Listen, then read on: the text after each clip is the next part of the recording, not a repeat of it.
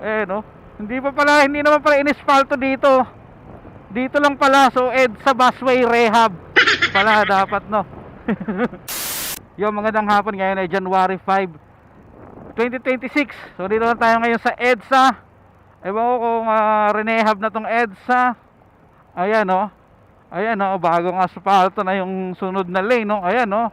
Kasi hindi natapos yung dalawang lane doon, hindi pa na asfalto. So dito lang, oh. Ayan, no. Ito yung EDSA Busway dapat, oh. Pero hindi to EDSA Busway kasi EDSA Busway na dito, eh. Tsaka lang siya magbabusway pag nandun na, kasi dito sa galing sa service road, di ba? No. Hindi naman pala inispalto dito.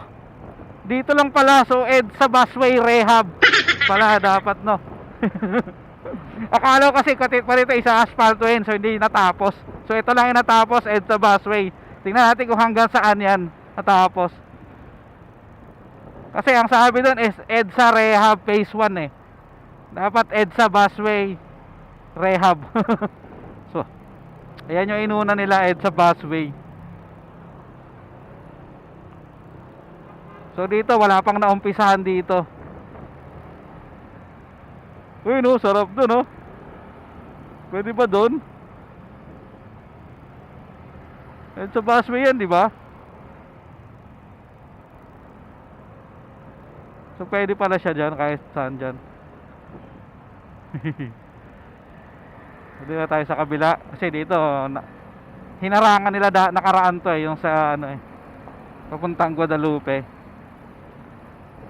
Tingnan natin kung okay na.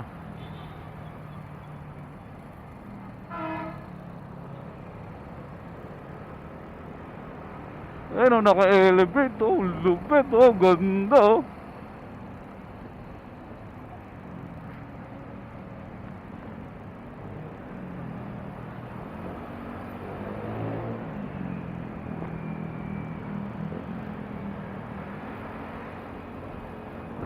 Whoop!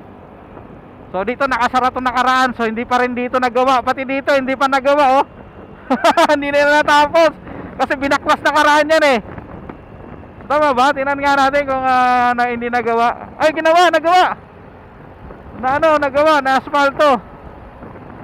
Dito pala hindi nagawa, ayan. So EDSA Busway Rehab pala ang ginawa. Ay, hindi ba? Nagawa. So EDSA Busway Rehab, so hindi dito nagawa. So hanggang dito yung nakaraan, eh, putol na. So ayan, no. Bagong asfalto ang EDSA Busway, EDSA Busway Rehab pala. Akala ko pa naman pati itong mga private lanes, i-rehab. Busway pala muna, EDSA Busway Rehab Phase 1. Nakalagay kasi doon EDSA Rehab, eh. So ngayon yan, January 5, 2026. Dumaan tayo ulit. Tingnan natin, kasi akala ko magagawa nila asfaltuhin pati private lanes sa loob ng ilang araw lang yun, di ba? December 24 to January 5 ang ano nila, eh, nakalagay sa schedule nila, eh. So sabi ko na hindi matatapos yun, eh. So EDSA Busway na siguro nila na kompleto nila sa phase 1 ng EDSA Busway Rehab. So yun, magandang hapon. So siyempre, Happy New Year. No, unang taon, no, unang suwabe. Unang suwabe ng magandang